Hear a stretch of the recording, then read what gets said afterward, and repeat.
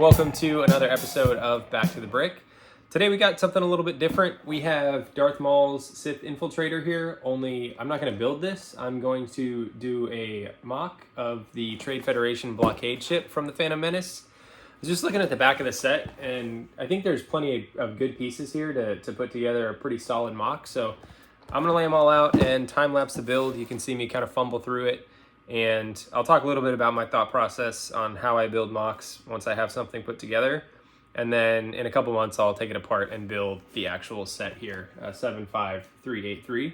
But I think there's a good selection of pieces just based off of what you can see from the exterior of the set on the box. So excited to see what I can do. LEGO has never released the Trade Federation Blockade ship as an official set. I hope someday they do.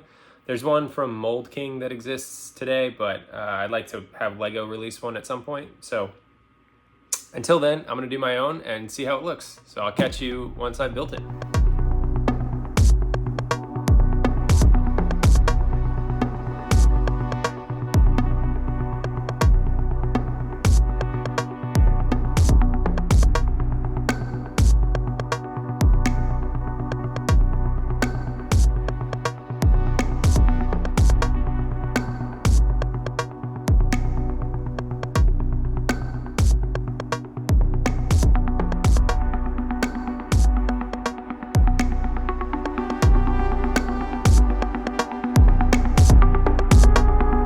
So here we are a couple days later. You probably saw in that time lapse that I didn't get very far.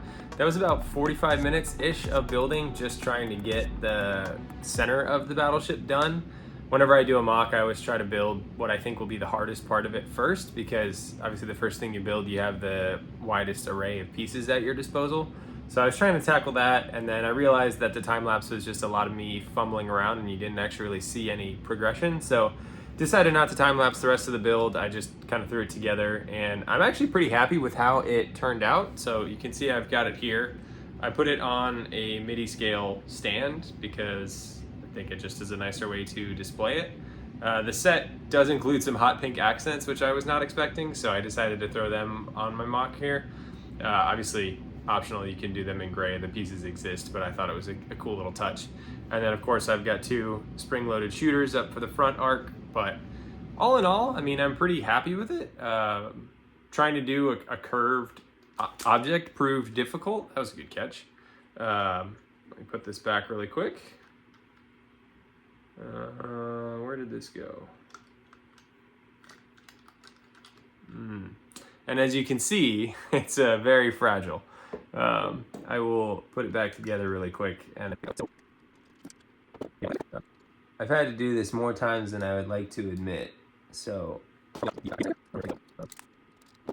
I got it back together. I took it off the stand just to hold it for the video here, and I'm probably going to dismantle it and just go ahead and build the Sith Infiltrator.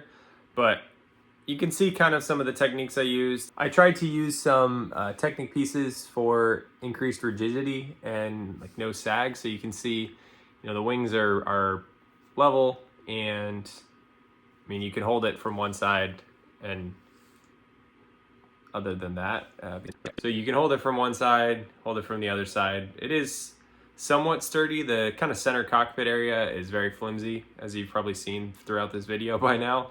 And it kind of pivots a little bit, which I don't love.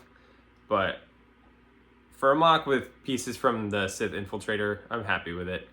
And it looked good on my shelf for a couple of days. I've had it up there for about 2 weeks. But I'm going to go ahead and take it apart. I'll do a time lapse of me taking it apart to null out the pieces to actually build the Sith Infiltrator. And then I'll do the Sith Infiltrator as a separate video. So thanks for watching. If you have any questions on how to get started doing a mock or, you know, like this and want to see more mocks instead of just the pre-built sets, let me know in the comments. Happy to give it a try, at least for sets that are under 1,000 pieces. Above that, it gets to be a lot of work, but kind of just a MIDI scale Lucrehulk battleship here.